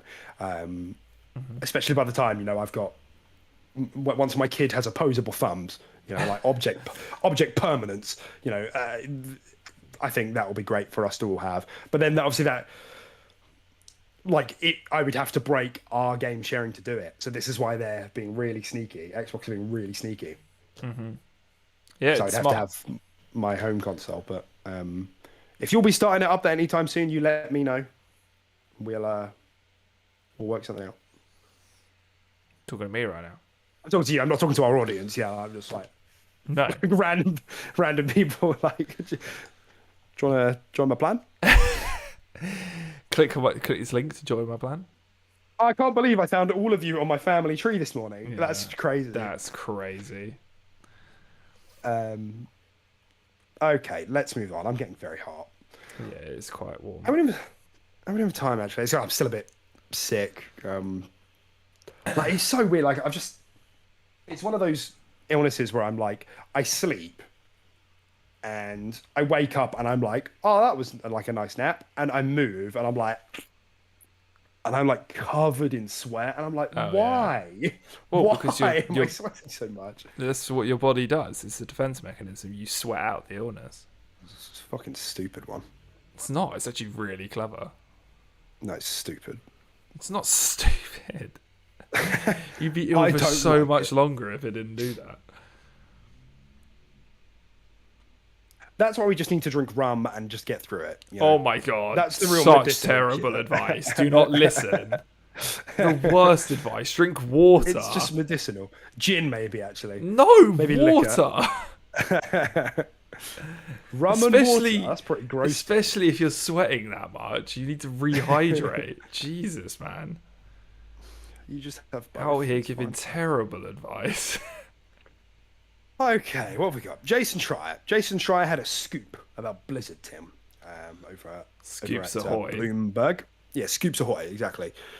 Blizzard and NetEase cancelled a mobile World of Warcraft MMO RPG, codenamed Neptune.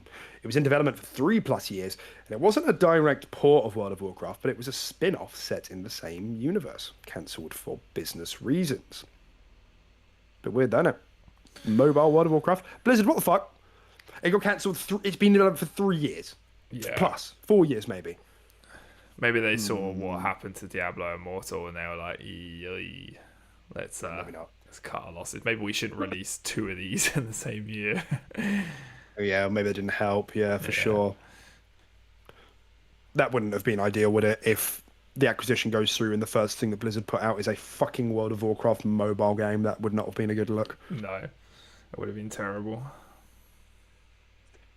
Blizzard also cancelled a Warcraft mobile game based on geolocation a la Pokemon Go.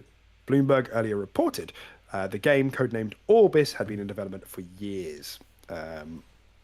So they had a lot of mobile stuff going on here, and they've all been cancelled now. Is this sussy timing? Is it a bit sus that, this acquisition's going through? Has somebody slipped behind the back door and be like, you put this to bed right now?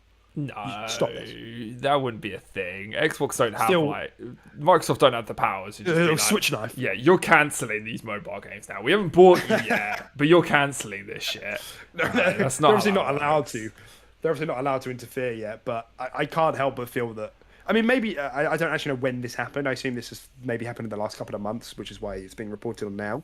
But the timing is a bit odd, right? Maybe it's the other way around. Maybe it was kind of like internal outwards rather than outwards out to in that Blizzard were like, oh, we don't need to make a mobile gacha game now to generate lots of funding because Potentially. Papa Microsoft is coming to fatten the wallets. But again, they wouldn't preemptively cancel all this stuff before a deal goes through. It's a bit risky. It's a bit of a risky business move, especially if something's been in development for 3 years, 3+ years. Should just be like, Microsoft might buy us. This might go through, so let's cancel it.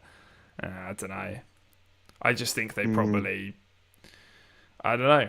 Maybe it just didn't turn out how they expected, and they didn't like the PR they got from Diablo, and they were just like, if we release 2 of these in the same year, people are going to think we're a joke.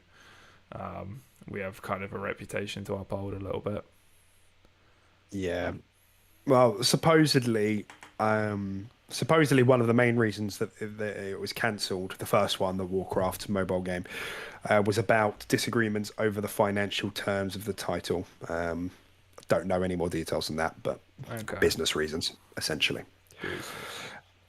Then there were a couple of other tidbits from Jason, in which he tweeted, another fun but minor Blizzard tidbit that I haven't seen reported anywhere yet. A bunch of people are playing an early build of Diablo 4 right now, thanks to friends and family alpha test.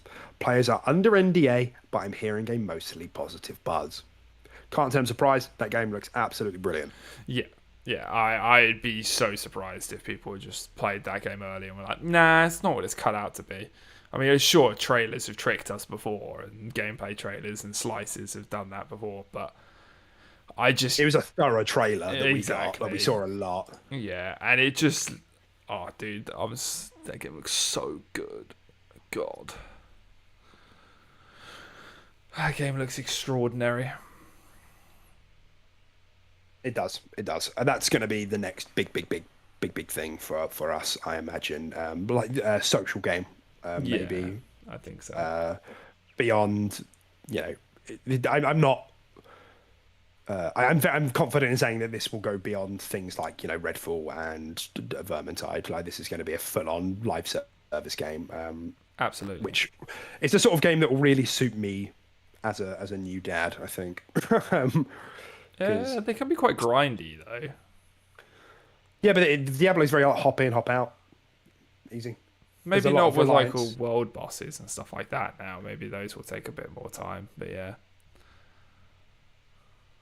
And I'm interested to see what they do with Diablo because one of the things, as much as I do like Diablo, I've always been a bit put off by how reliant they are on macro strategy rather than micro strategy in the sense that most of your success in a level is determined by your build. Yeah. Like there's no mechanical skill really. No. Like positioning a little bit maybe. That's kind of it. I'm interested to, and I noticed that in I know you can like dodge roll in Diablo 3, but I don't think there's not like iframes or anything. You just kind of reposition with it. Whereas in Diablo 4, it seems that there's actually a dodge mechanic, and I don't know if that actually has like iframes and stuff. I'd be interested for Diablo 4 to have a bit more micro strategy. Yeah, it'd be That's kind one of of the nice. Yeah, Looking forward to see. agreed. I'd like that. And then Tim, Yes. your boy, that's me, I am your boy, asked Jason Schreier himself, have you heard anything else about the survival game new IP? Last you said you heard internal positive buzz for that one as well. Sounds exciting. Got back to me. Me and Jason, we're tight nowadays. We go way we're close back. two peas in a pod. Yeah. And he said, yep, people have a lot of respect for Craig Amey, the director behind it. So didn't really give me much, but that's fine. I'll hold on to that. Still very, very excited. I'll hold on to that. Framed in my bedroom above my bed. Yeah, thanks, Jason. We're meeting for dinner later, actually. It's a nice guy, top bloke. You didn't invite me. Wow. There goes your family What can I plan. Fucking add-on. Yeah, all out the window. Joaquin asked in the chat, ActiBlizz games are typically $70. If you're Phil, do you make that the new uniform price across all your studios, or do you now lower the price of ActiBlizz games and lose money? So, ActiBlizz games would just become part of the Games Pass ecosystem, wouldn't they? Theoretically. They would, but Yeah. nonetheless, do you, on a per sale price, do you think that they would be? Xbox would keep them in have that a because they're Xbox seem. Oh no, I was going to say what, like have like a first party discount. I don't think that's a thing. Well, no, it's more that Xbox seem to be going out their way to keep their games at 60. They haven't pushed their first party games up to 70 yet. Okay. And do you think that they would push the price up to match that, or do you think they are going to pull the the ActiBlizz numbers down? Obviously, yes, most people are going to access them via Games Pass, but it's a big debate at the moment, isn't it? With Sony pushing their first parties up to 70, and Xbox are not doing that yet. Yeah, I mean, it just comes down to Xbox themselves, right? If that's the direction they want to take, I don't think the publisher has, anything to say about that. If you've been purchased and you're under the Xbox umbrella, and they're like your games will be £60, it's not like ActiBlizz are going to be like, no, we want it to be 70. Yeah, but if you're Phil, do you think you do that though? The thing is, if I'm Phil, I do. I put all the bumps 70. Potentially, yeah. I mean, it's hard to say because for now we haven't taken that route. But then once we have more sway in the market and stuff like that, maybe we will. Yeah. I mean, what I would do is if it all lined up correctly, the Activision Blizzard good deal goes through. Games Pass family plan is ready to go. It's done the testing, good to go. We do a tiny showcase, dump all of these Activision Blizzard games into Games Pass, maybe with like a new announcement. Here's Games Pass family plan. Wow, look at all of this Games Pass value, and then from then, all first party AAA games are up to 70. just to match the model. There's a whole debate about whether that should be happening or shouldn't be happening. It's the way everything's going. Whether it's right or wrong is a different discussion, I think. But Yeah, you're probably right. inflation is a thing. But if they can continue to provide value in Games Pass, I think we can probably, make that leash a little bit longer, can't we? Especially with the whole day and day. If they do that, like I said, that massive ActiBlizz games dump into Games Pass, it softens the blow. Yeah, agreed. Yeah, I think you're probably right. I think that's probably the route they'll take. And yeah, they probably will bump it up to 70 to match. I think everyone's going to bump up their stuff to 70 moving forward, next gen stuff. That's the thing as well. Don't know about Nintendo, but yeah, maybe probably not. When the Switch 2 comes out. Yeah, if that console is on track to becoming like the most sold console of all time. Yeah, I know. Which is so. I can't even think of the right adjective to describe how that makes me feel, because it's a damn. It's just perfect for their demographic. Do you know what I mean? It's just perfect. Yeah. That's what it is. It's like, if you think of a Nintendo player, their DNA may as well be a Switch. Yeah, just molded into a Switch. Like absolutely. Yeah, it's a good console, man, and it's just so easily accessible, and it's just, I don't know. I've got a lot of problems with that console, but I like it. It's what it's trying to do. It's perfect at it, and it's clearly succeeding. So, All right, I think we're on to our last story of the day. Okie dokie. And I will say, if you're still here, if you're still listening, give us a like. We've had a couple of viewers today. That's been lovely. Thank you for talking to us into the chat. Give us a like. It really helps us out. Subscribe if you haven't done so already. And hey, you can... honestly, people always say, like, hit the notification bell. Like, I'm assuming the algorithm rewards that, but you don't have to do that. Honestly, I haven't done that with anyone. I don't have the notification bell activated for anyone. No. Yeah, it essentially just pings like your phone and devices to when you're live or when a video comes out or anything like that. I get that anyway.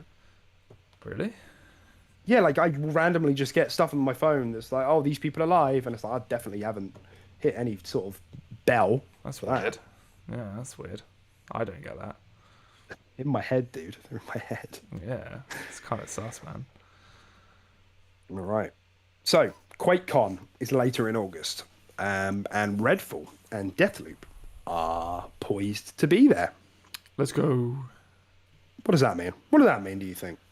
I think it means that we'll see more Redfall gameplay and learn more about it. And I also think we'll get a release date for Deathloop, which is rumoured to be in September, isn't it? That'd be nice, yeah. Let's go stealth drop. It's going to be a stealth drop. Let's go. No, yeah, we'll just get a confirmed release date for Deathloop, making its way to us. I hope so, because that would be one of the that into Games Pass is going to be one of the big games. This is one of the games I'm like most excited about for the back half of this year. Yeah, I'm excited to play that game. Yeah. So yeah, and I guess my other question to you, if we do see more about Redfall, I mean, I'm assuming this is going to be more like Vidoc. It's going to be like more developer documentary kind of style, because the segment, it's a half-an-hour segment called "Bringing Redfall to Life with Arcane Austin," where, quote, the team at Arcane Austin takes you inside their upcoming squad-based vampire shooter with new insights, gameplay details, and more. So we might get a new thing here or there, but I don't know if we're going to be getting like a new gameplay trailer or a gameplay walkthrough. Maybe we do. And in which case, Tim, my question to you is, what would you have to see to get, like, because we're like both, we've got like a bit of a buzz on about Redfall, but we do need to see more. I want to understand what makes this an Arcane game.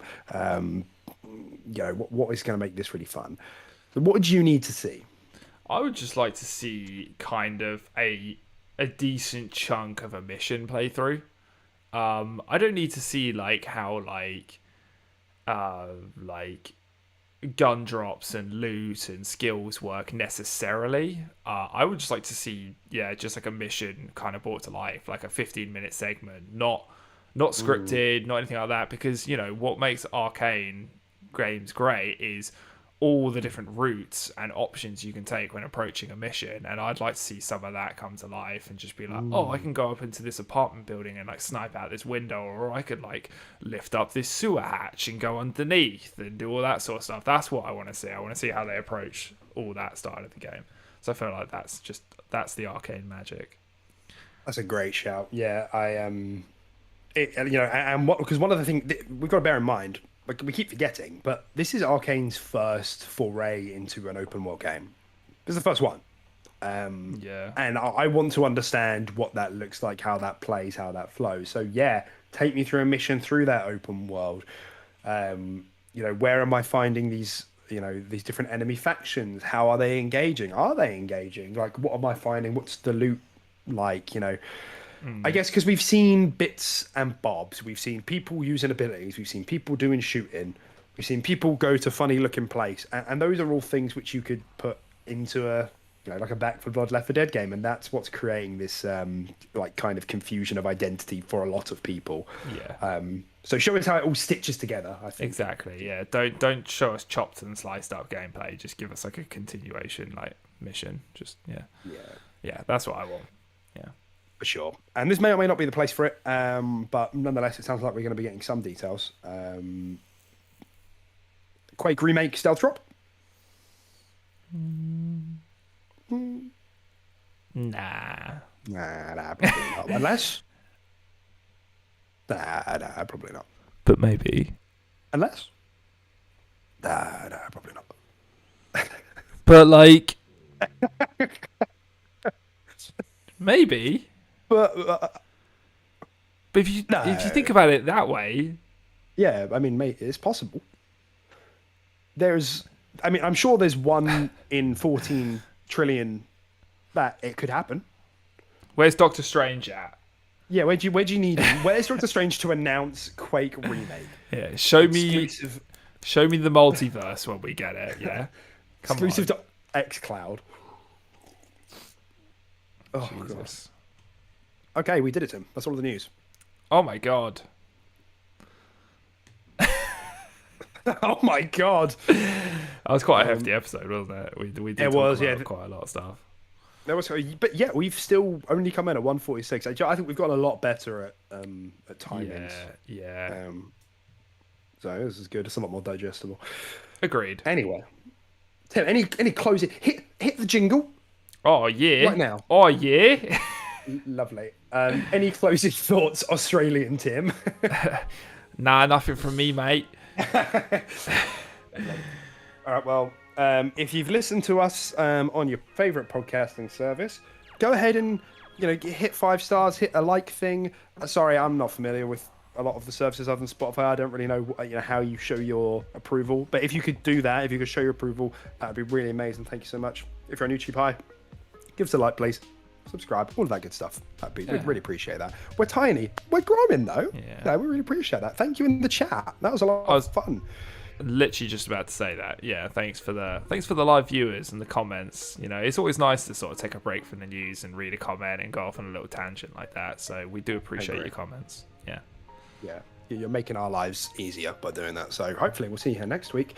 Other than that, we will catch you all next Sunday. We hope you have a good week, and play some good old video games. Play Cooking Simulator. That's fun. Yeah, do it. Take a break from Power Washing Simulator and play Cooking Simulator. Do yourself a favour. It'll make all the difference, I promise. It'll really make that dark void in your heart just go away. Wrap it up, dude.